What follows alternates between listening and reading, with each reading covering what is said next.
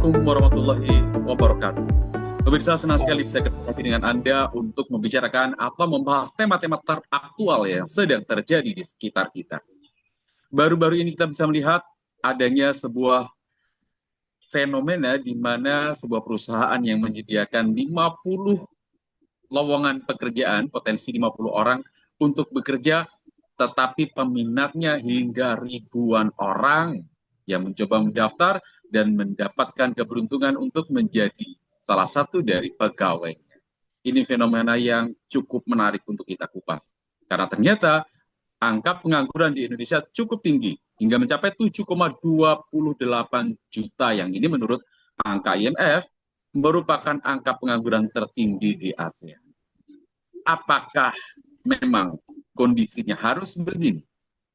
Apakah semua negara mengalami kondisi seperti ini atau hanya Indonesia saja? Kita akan bahas dengan narasumber kita hari ini yang sudah hadir bersama saya, ada Ustadz Handoko. Assalamualaikum Ustadz. Waalaikumsalam warahmatullahi wabarakatuh. Bagaimana kabarnya, sehat Ustadz? Alhamdulillah sehat. Bagaimana Ustadz Yusuf? Katanya hari ini. Alhamdulillah sangat baik hari ini. Alhamdulillah. Banyaknya kegiatan yang harus saya kerjakan. Ustadz, tadi di awal saya sudah sampaikan bahwa di Indonesia angka pengangguran hari ini sangat tinggi. Bahkan menurut IMF, Indonesia mencapai angka tertinggi pengangguran di ASEAN, hingga mencapai 7,28 juta. Ini angka yang cukup memprihatinkan, karena pada realitanya kalau kita melihat, di Indonesia masih banyak sawah, di Indonesia masih banyak tanah yang subur, di Indonesia masih banyak hal-hal yang bisa kita manfaatkan seperti hamparan laut yang begitu luasnya. Tapi kenapa Indonesia menjadi negara dengan pengangguran tertinggi? Menurut pengamatan Ustadz, apa yang terjadi? Ya, baik. Terima kasih. Alhamdulillahirabbil alamin wassalatu wassalamu ala asrofil anbiya'i wal mursalin sayyidina Maulana Muhammadin wa ala alihi washabbihi ajma'in. Rabbi shrah li sadri wa yassir li amri wahlul 'uqdatam min lisani yafqahu qawli.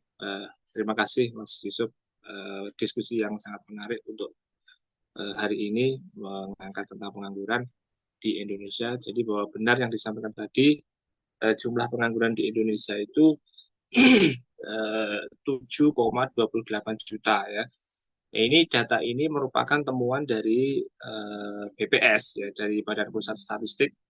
Per Februari 2025 jumlah pengangguran di Indonesia itu mencapai 7,28 juta jiwa atau sekitar 4,76% dari total angkatan kerja.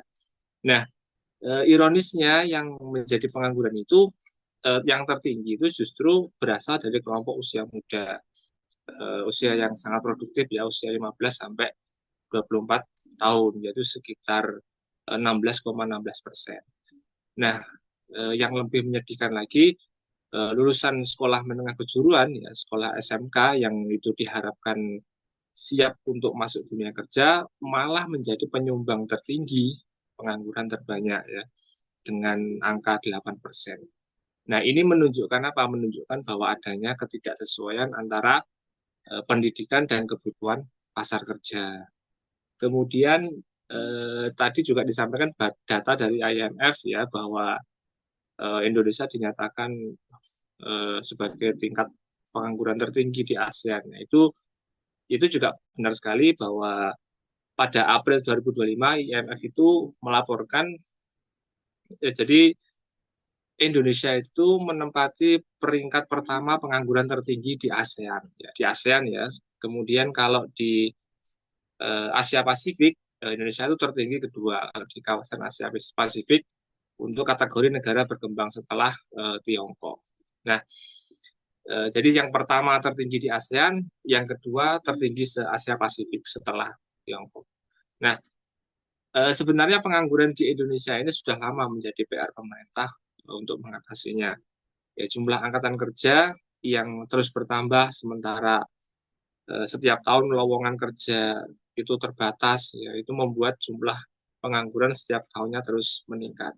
Tadi kita sudah singgung bahwa laporan dari BPS, Badan Pusat Statistik, yang mengatakan bahwa jumlah pengangguran Indonesia itu 7,28 juta jiwa per Februari 2025. jumlah ini naik 1,1% dari sebelumnya tahun 2024. Ya. Ini menegaskan ya bahwa pengangguran di Indonesia itu bukan sekedar fenomena temporer, melainkan masalah struktural yang belum tersentuh solusinya secara fundamental seperti itu. Orang yang mencari pekerjaan itu jumlahnya jauh lebih banyak daripada lapangan pekerjaan yang tersedia. Sementara kita juga tahu bahwa Indonesia itu adalah sebuah negara yang sangat luas, sebuah negara yang sangat kaya, sebuah negara yang mempunyai banyak sekali potensi yang bisa digali. Kenapa Iya. hal ini bisa terjadi? Apakah kesalahan metode pendidikannya yang hanya mengarahkan anak-anak untuk menjadi pekerja tanpa berpikir untuk menjadi seorang pengusaha atau berwira swasta misalnya? Iya. Apa yang terjadi sebenarnya? Ya, uh, ini tadi juga disinggung soal job fair juga ya tadi ya. Jadi uh, jumlah angkatan kerja semakin banyak, tapi lapangan pekerjaannya semakin sedikit, ya kan? Uh, apa Banyak gelaran job fair yang membludak ya, di mana-mana ada job fair selalu banyak peminatnya, padahal lapangan pekerjaannya terbatas, sementara kita itu memiliki negeri yang luas ya, memiliki kekayaan alam yang sangat banyak. Ya, jadi pada akhir bulan Mei tahun 2025 kemarin, ya tanggal 27 Mei, sekitar 25.000 orang itu rela mengantri hanya demi memperebutkan lowongan pekerjaan yang hanya 2.000 ya. Itu terjadi di Job Fair Bekasi Pasti Kerja 2025 yang digelar oleh Dinas Ketenagakerjaan Kabupaten Bekasi, Jawa Barat. Ya, pelamar kerja ini di dalam job fair ini didominasi oleh fresh graduate ya, terutama lulusan SMK tadi yang saya katakan banyak menyumbang pengangguran. Ya, bahkan tidak sedikit lulusan perguruan tinggi juga turut ya mencari peruntungan di momen tersebut. Nah, kalau ada pun lulusan SD, SMP ya mereka ya sudah tersingkir sejak awal. Jadi bagi lulusan SD, SMP itu untuk bekerja dalam sektor formal hanyalah sebuah mimpi ya yang tidak akan pernah bisa terwujud. Sektor non formal bagi mereka itu adalah satu-satunya pilihan yang bisa mereka lakukan untuk melanjutkan hidup ya untuk dirinya dan keluarganya. Walaupun upahnya nggak seberapa, ya gimana mereka terpaksa eh, harus menerimanya daripada dapur mereka tidak mengepul. Nah, acara yang digagas oleh pemerintah Bekasi ini semula ditujukan untuk membuka lapangan pekerjaan atau peluang kerja. Namun dengan jumlah peserta sampai 25.000 ya, orang dengan hanya lowongan sekitar 2.500 ya dari 64 perusahaan ya sangat jauh sekali perbedaannya ya. Ya, kemudian ketimpangan itu akhirnya menyulut kekacauan di sana ya. Nah, jadi ini sebenarnya bukan soal teknis ya. Insiden ini sebenarnya menguak kenyataan pahit bahwa pekerjaan makin langka, sementara pencari kerja itu terus bertambah. Bahkan di Jakarta itu karena saking terbatasnya lowongan ya, sementara kebutuhan hidup itu tidak bisa ditunda, jadi sejumlah sarjana S1 itu sampai mereka itu melamar pekerjaan hanya untuk posisi petugas PPSU ya, petugas penanganan prasarana dan sarana umum. Ya, di Jakarta pada bulan Juli kemarin itu ada berita terbaru fresh graduate di Jakarta itu sejumlah sarjana di Jakarta itu sampai melamar hanya untuk posisi petugas PPSU ya, penanganan prasarana dan sarana umum. Itu tugasnya ya mohon maaf menjaga kebersihan, menjaga kerapian taman dan prasarana umum seperti itu. Itu di Jakarta. Bahkan beberapa mahasiswa yang masih menempuh pendidikan S1 juga ikut mendaftar lowongan pekerjaan sebagai PPSU ini. Jadi di berbagai wilayah di Indonesia dalam beberapa waktu terakhir itu memang sedang ramai dengan gelaran job fair. Ya, ribuan pencari kerja memadati gedung-gedung penyelenggara. Ya, berharap mendapatkan secercah harapan dari tumpuan berkas lamaran yang mereka bawa. Fenomena ini sebenarnya tidak terjadi sekali dua kali, tapi terus berulang dalam beberapa tahun terakhir. Nah, ironisnya job fair ini lebih sering menjadi panggung formalitas ya. Jadi tidak pernah benar-benar menyerap tenaga kerja secara serius. Nah, saya pernah menemukan komentar di X ya, yang dulunya Twitter itu itu ada seorang HRD itu mengatakan seperti ini, bahwa job fair itu sebenarnya hanya untuk formalitas saja. Jadi perusahaan itu nggak benar-benar butuh karyawan. Jadi itu hanya menuruti kemauan pemerintah untuk menggelar job fair supaya seolah-olah ada lowongan pekerjaan.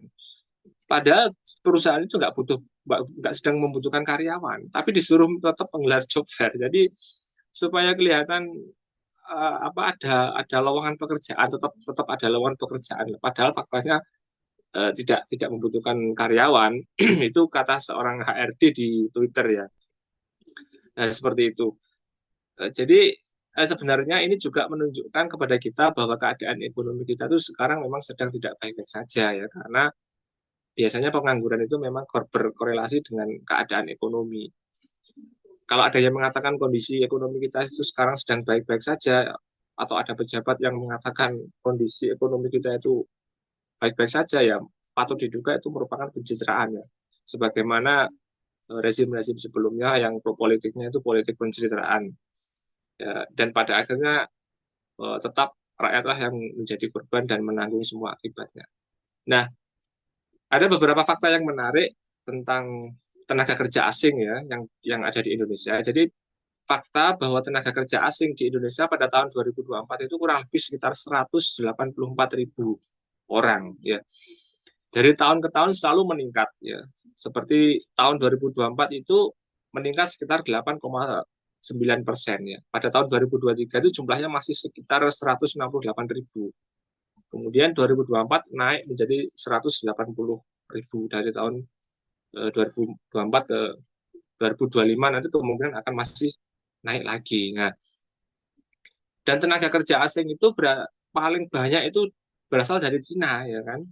Nah, ini ironis ya, bahwa pekerjaan itu tidak hanya bersifat skill yang membutuhkan skill, tapi juga non skill ya, yang digunakan oleh tenaga kerja asing itu. Meskipun ada peraturan atau imbuhan tenaga kerja asing itu hanya yang bekerja dengan skill, tetapi kenyataannya yang non skill pun juga bisa masuk ke situ, yang tenaga kerja asing itu ya. Itu dikalahkan dengan perjanjian bilateral dan sebagainya terkait dengan investasi. Nah, artinya sebenarnya peluang kerja di negeri ini itu masih ada, kan, tetapi ya itu tadi, peluang-peluang kerja itu justru diberikan kepada orang asing. Ya, ini sangat ironis sekali. Nah, kemudian yang terbaru justru ada pernyataan dari Menteri Perlindungan Pekerja Migran Indonesia ya, Kepala Badan Perlindungan Pekerja Migran Indonesia, Bapak Abdul Qadir Karding. Dia itu mengatakan begini ya, silakan pencari kerja di dalam negeri itu agar bekerja ke luar negeri untuk mengurangi angka pengangguran di dalam negeri ya. Nah, itu lucu sekali. Jadi apa yang dikatakan oleh Menteri Perlindungan Pekerja Migran Indonesia itu yang mendorong pekerja dalam negeri untuk bekerja di luar negeri supaya mengurangi pengangguran dalam negeri, ini menunjukkan bahwa eh, ada faktor pemerintah yang tidak mampu untuk menyediakan lapangan kerja dalam negeri ya.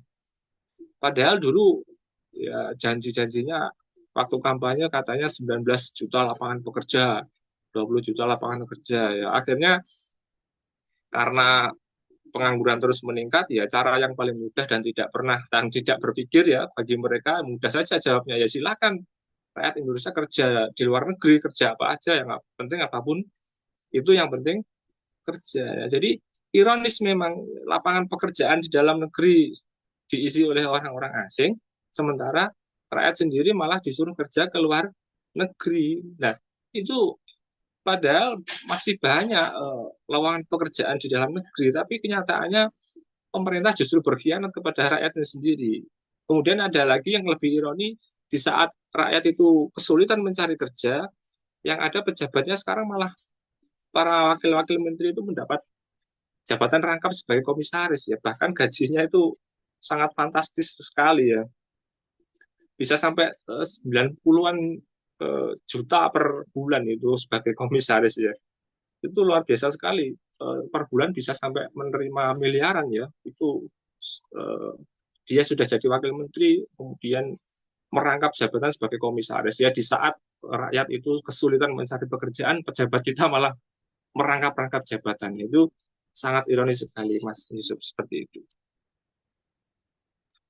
Baik, Ustaz, sebenarnya kan persoalan ini adalah persoalan lama ya. Kita sudah lama sekali mengalami atau menyaksikan kondisi ini bahwa terlalu banyak pengangguran di Indonesia yang tidak bisa terakomodir oleh kesempatan kerja. Baik itu yang disediakan oleh swasta ataupun disediakan oleh pemerintah, sama sekali belum bisa menyelesaikan persoalan ini yang kurun waktunya sudah sangat panjang. Nah, sebenarnya kalau kita bisa menelisik lebih dalam, di mana letak kesalahannya? Apalagi tadi Ustaz bilang seorang menteri mengatakan ya sudah cari kerja di luar negeri, mah seolah-olah nggak ada solusi di sini. Dia kerja di luar negeri aja. Apakah ini kesalahannya justru berada di sistemnya yang memang tidak akan mampu menyelesaikan persoalan ini? Iya, jadi memang benar sekali ya, bahwa permasalahan ini tidak lepas daripada sistem ekonomi kapitalistik yang diterapkan saat ini ya. Jadi di dalam sistem ini negara lebih berfungsi sebagai penyedia ruang bagi korporasi dan pasar bebas ya. Tugas negara bukan lagi mengurus rakyatnya, melainkan memfasilitasi kepentingan ekonomi para pemilik modal. Jadi lapangan kerja itu diserahkan sepenuhnya kepada mekanisme pasar. Pemerintah itu cukup menggelar job fair, job fair, job fair, job fair yang pada akhirnya cuma berujung kericuan ya, karena membludaknya para peserta yang tidak sebanding dengan jumlah lowongan kerjaan yang ada. Nah, dan job fair itu yang berujung ricuh itu dianggap ya tidak ada solusi yang menyeluruh yang menjamin penyerapan tenaga kerja secara berkelanjutan. Nah, di sisi lain kekayaan alam yang seharusnya menjadi modal besar untuk membuka lapangan pekerjaan malah diserahkan pada pihak swasta, termasuk pihak asing juga. Nah, kemudian prinsip untung rugi yang menjadi landasan bagi pemerintah untuk mengatur pemerintahan ini ya, bukan malah berpihak kepada kesejahteraan rakyat. Jadi pertimbangannya untung rugi bukan kesejahteraan rakyat, maka tidak heran ya jika ketimpangan ini terus menganga dan pengangguran tetap menjadi bom waktu. Jadi sekali lagi ini adalah masalah sistemis yang dimana sumber masalahnya adalah karena diterapkannya sistem ekonomi kapitalis ya. Dalam sistem ini sekali lagi lapangan pekerjaan tidak dijamin oleh negara. Jadi eh, diserahkan kepada mekanisme pasar. Dalam hal ini diserahkan kepada perusahaan. Jadi perusahaan itu akan merekrut pegawai itu sesuai dengan kebutuhan. Jika perusahaan membutuhkan, mereka akan merekrut pegawai. Jika perusahaan tidak membutuhkan, ya mereka tidak akan melakukan perekrutan. Bahkan jika perlu, mereka itu akan melakukan PHK massal ya dengan alasan kondisi ekonomi memburuk atau efisiensi perusahaan dan sebagainya. Nah, setelah mereka itu di PHK, ya, maka korban PHK ini bingung harus bagaimana ya. Karena negara berlepas tangan, ya. Mau bertani tidak ada lahan, tidak punya lahan, mau berdagang pun juga tidak punya modal. Jadilah akhirnya kebanyakan dari mereka itu kerjanya pasrabutan, ya kasihan. Kemudian tak jarang kemudian mereka pada akhirnya hidup dalam ketidakpastian ya. Mungkin hari ini dia bisa makan, namun ya entah besok gimana. Tidak ada yang memberi mereka kepastian seperti itu. Jadi ini merupakan murni kesalahan sistem yang diterapkan di negeri ini ya, sistem ekonomi kapitalis ini. Baik, ditarik kesimpulan bahwa ini adalah kesalahan dari sistemnya yang tidak mampu menyelesaikan persoalan ini. Karena ini adalah, kalau kita sudah bicara sistem, ini kan bukan sudah ranah kita sebagai warga negara ya, ini sudah berada di ranah negara sebagai institusi yang memang melaksanakan kebijakan-kebijakannya. Apa berarti boleh saya katakan bahwa dalam hal ini berarti negara dengan sistem ini sudah gagal memenuhi Iya, kebutuhan ya terutama di kebutuhan tenaga kerjanya. iya. Eh, jadi angka pengangguran yang sangat tinggi ini sekali lagi ya menunjukkan negara yang gagal ya. Kegagalan sistemik di negeri ini ya. Ya, jadi tegasnya hal yang paling utama ya yang menyebabkan tingkat pengangguran tinggi itu adalah kesalahan penerapan sistem ekonomi di negeri ini. Ya, ini sistem ekonomi kapitalisme. Sistem ini terbukti hanya menciptakan ketimpangan ekonomi dan sosial. Ada penumpukan kekayaan pada hanya segelintir orang ya. Jadi ada laporan dari Menteri Agraria ya dan Tata Ruang atau Badan Pertanahan Nasional ya APR BPN itu menyebutkan bahwa sebanyak 48% dari 55,9 juta hektar lahan yang sudah bersertifikat dan terpetakan itu hanya dimiliki oleh 60 keluarga di Indonesia. Jika kita petakan 48% dari 55,9 juta hektar itu sekitar seluas 26 juta 832 hektar lahan. Itu atas nama PT Perseroan Terbatas. Ya. Jadi ironis sekali. Nah di sisi lain negara ini juga malah fokus membiayai proyek-proyek yang tidak bermanfaat bagi rakyat, ya, seperti IKN. Bahkan sejumlah proyek yang besar itu kadang-kadang ya hanya berujung mangkrak. Sebaliknya negara justru abai untuk menyiapkan lapangan pekerjaan bagi rakyatnya. Hal ini berujung dengan tingkat pengangguran yang tinggi. Negara pun juga gagal sekali lagi dalam menciptakan iklim usaha yang sehat. Sudah begitu negara memberlakukan aneka pajak yang sangat tinggi. Akibatnya banyak perusahaan yang terbebani. Belum lagi biaya produksi yang tinggi karena mahalnya harga bahan-bahan baku. Ya, salah satunya karena dibebani oleh pajak negara tadi. Pada akhirnya harga produk-produk perusahaan dalam negeri akhirnya kalah bersaing dengan barang-barang impor ya, yang cenderung sangat murah ya, khususnya barang-barang dari Cina itu kan. Akhirnya barang-barang dalam negeri itu jadi kalah bersaing dengan produk-produk dari luar negeri, khususnya Cina. Nah inilah yang kemudian mengakibatkan banyak perusahaan dalam negeri akhirnya bangkrut ya. Kemudian ya masuk akal jika terjadi PHK massal ya. Apalagi sistem kapitalisme ini sering menciptakan krisis ekonomi secara berkala ya, secara sekian tahun ya. Itu krisisnya itu berulang ya, dan terjadi secara berkala. Nah, saat krisis ekonomi terjadi, banyak perusahaan yang mengurangi jam operasi atau bahkan bangkrut ya, yang juga berujung pada PHK massal. Jadi sistem ekonomi kapitalisme yang diterapkan di negeri ini juga sering menciptakan ketimpangan dalam pendidikan, pelatihan, dan kesempatan kerja. Orang yang miskin sering sulit untuk mendapatkan akses pekerjaan yang layak karena kurangnya modal dan keterampilan. Di sisi lain, pasar kerja dalam kapitalisme cenderung sangat fleksibel ya. Para pekerja itu mudah dipecat kapan saja. Kondisi ini menciptakan ketidakstabilan pekerjaan dan sering menambah jumlah banyaknya pengangguran. Seperti itu. Baik, Ustaz, pertanyaan terakhir dari saya.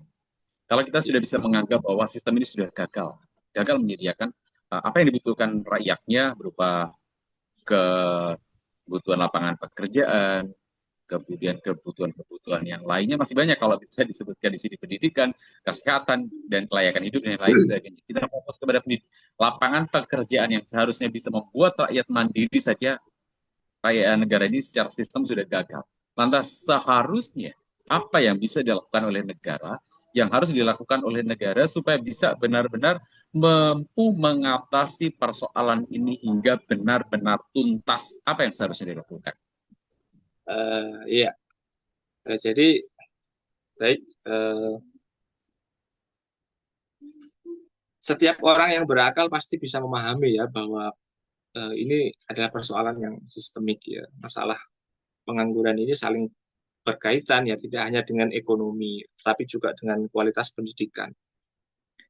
Ya, di satu sisi ya, kualitas pendidikan itu juga berkaitan dengan kurikulum. Kurikulum berkaitan dengan anggaran pendidikan. Anggaran pendidikan berkaitan dengan tanggung jawab penyelenggara negara terhadap pendidikan itu seperti apa. Jadi itu juga mempengaruhi angka pengangguran tadi karena biaya biaya pendidikan yang sangat mahal yang hanya bisa dijangkau oleh orang-orang yang punya privilege ya, orang kaya ya. Jadi pada akhirnya orang miskin tidak bisa mengenyam pendidikan yang baik, pada akhirnya mereka hanya hanya bisa bekerja serabutan ya, tidak bisa meningkatkan taraf hidup mereka. Itu dari satu sisi. Kemudian tingginya angka pengangguran itu kan artinya juga lapangan pekerjaan tidak terbuka seluruhnya. Begitu sebaliknya ya, kalau pengangguran menurun berarti lapangan pekerjaan terbuka. Itu indikasi bahwa kebutuhan barang dan jasa itu artinya meningkat. Nah, artinya perputaran ekonomi lancar dan tidak ada yang tersendat. Ini mengindikasikan bahwa distribusi ekonominya berjalan dengan lancar. Nah, sedangkan kalau sekarang banyak pengangguran, berarti lapangan pekerjaan banyak yang tertutup. Kalau lapangan pekerjaan banyak yang tertutup, itu menandakan bahwa perputaran ekonomi sedang bermasalah.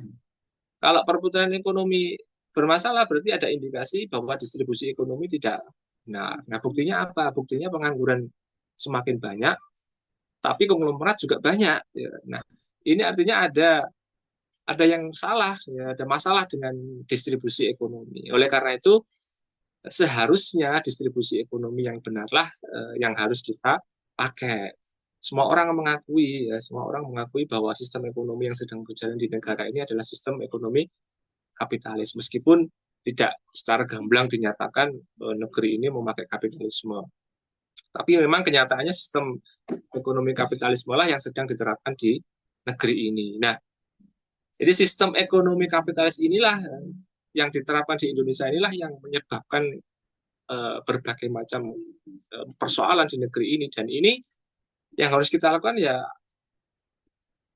tinggalkan sistem kapitalisme ini, kemudian kita gantikan dengan sistem ekonomi Islam.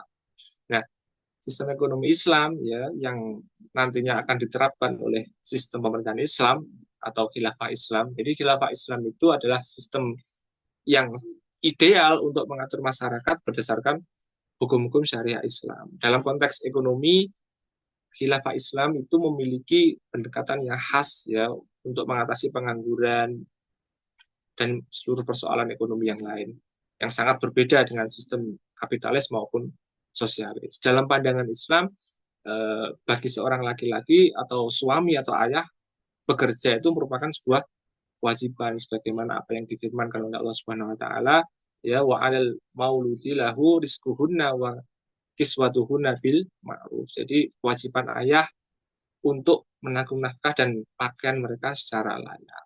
Nah, karena itu negara dalam sistem Islam itu wajib yang menyediakan lapangan pekerjaan dan memberikan jaminan hidup bagi rakyatnya. Mengabaikan kewajiban ini berarti negara telah mengabaikan perintah dari Allah Subhanahu wa taala yang ini merupakan kategori perbuatan yang dosa yang sangat besar. Nah, kemudian khalifah juga wajib menerapkan hukum Islam secara adil dalam semua aspek kehidupan, termasuk dalam hukum pidana, ekonomi, sosial, pemerintahan. Ya. Hal ini sejalan dengan firman Allah Subhanahu wa taala dalam Al-Qur'an wa anhikum bainahum bima anzalallahu wa la tatabi ahwa'ahum wahdharhum ayyaftinuka an ba'di ma anzalallahu ilaik.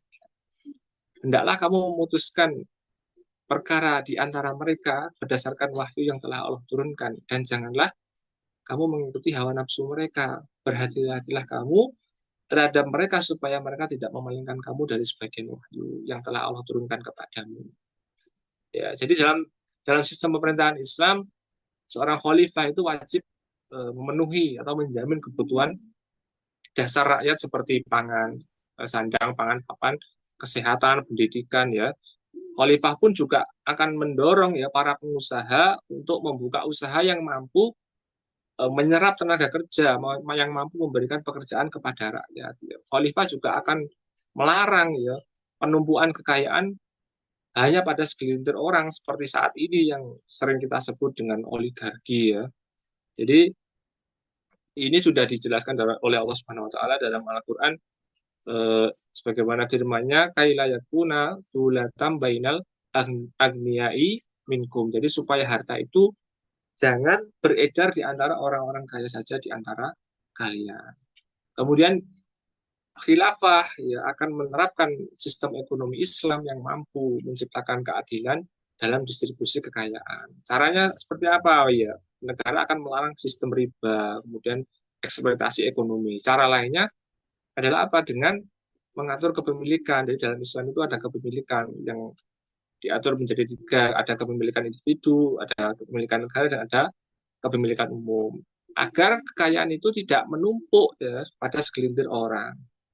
Ya misalnya khilafah akan melarang keras penguasaan lahan-lahan tambang, ya, tambang minyak, tambang gas, mineral, batu bara, emas itu tidak boleh dikuasai oleh swasta apalagi asing.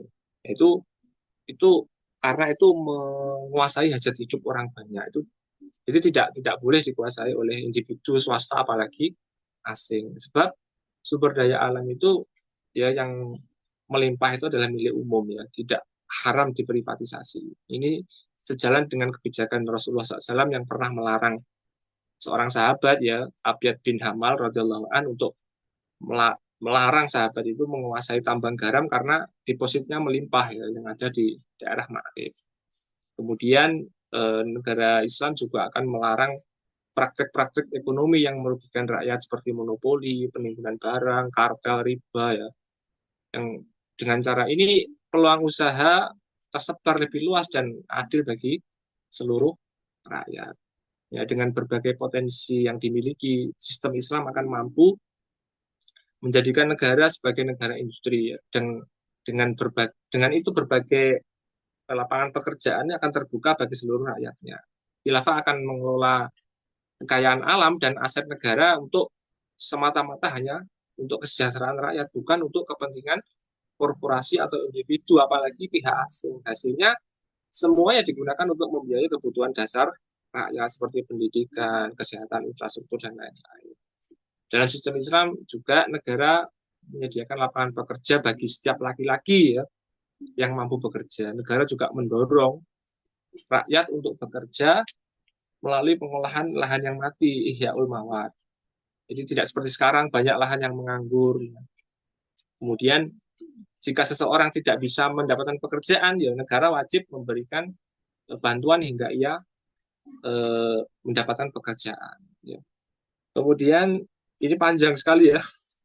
Selain menyelesaikan masalah pengangguran, ya, jadi negara dalam sistem Islam juga sekali lagi wajib untuk menjamin kebutuhan pokok seluruh rakyatnya. Ya. Negara pun menjamin wajib menjamin pelayanan umum seperti pendidikan, kesehatan, keamanan, dan transportasi. Jadi melalui Baitul Mal, negara mengelola pemasukan negara yang banyak macamnya itu seperti zakat, jizyah, kharaj, singgodima, dan sebagainya, pendapatan dari kepemilikan umum ya. Negara akan memberikan bantuan langsung kepada fakir miskin ya, jika tidak mampu memenuhi kebutuhannya sendiri atau dari keluarga. Kemudian yang terpenting juga negara Islam itu atau khilafah itu akan meniadakan pajak seperti tidak seperti di kapitalisme ini ya, yang semuanya bertumpu kepada pajak. Ya. Dan negara Islam tidak akan menghapuskan segala bentuk jenis pajak. Ya. Seorang khalifah di dalam sistem pemerintahan Islam itu bukan sekedar penguasa, ya dia itu adalah murni pelayan umat ya, murni pelayan umat ya. Ini sebagaimana apa yang disabdakan oleh Rasulullah, al-imamu ra'in ya wa huwa mas'ulun an ra'iyati. Jadi khalifah itu adalah pengurus rakyat, dia itu bertanggung jawab atas rakyat yang dia urus ya. Ya oleh karena itu penting bagi pemimpin negeri ini untuk menyadari bahwa sistem ekonomi kapitalisme itu telah gagal memberikan kesejahteraan bagi rakyat. Kegagalan sistemik ini harus dihentikan. Caranya bagaimana? Ya, hapuslah itu sistem ekonomi kapitalisme dan terapkan sistem ekonomi Islam yang datang dari Allah yang Maha Adil. Hanya dengan sistem Islam inilah semua persoalan yang kita hadapi sekarang ini akan bisa terselesaikan. Demikian mungkin yang bisa kita jelaskan. Baik, Ustaz, terima kasih banyak atas waktunya, atas sharingnya. Karena keterbatasan waktu, Kita mungkin bisa lanjutkan obrolan kita di sesi-sesi berikutnya. Terima kasih banyak Ustadz. Ya, Demikian tadi obrolan saya dengan Ustadz Handoko tentang persoalan Indonesia yang tidak pernah ada hentinya. Angka pengangguran yang semakin tinggi, yang sudah menjadi persoalan lama yang tidak pernah ada solusinya, tidak pernah kunjung selesai dengan berputar di situ-situ saja. Karena terbukti, sistem ini tidak pernah berhasil menyelesaikan persoalan-persoalannya. Karena itu, sudah seharusnya sistemnya yang dirubah, bukan hanya personnya. Jangan lupa untuk like, komen, dan share supaya lebih banyak lagi yang tercerahkan dengan obrolan-obrolan yang kita lakukan. Terima kasih, semoga bermanfaat. Assalamualaikum warahmatullahi wabarakatuh.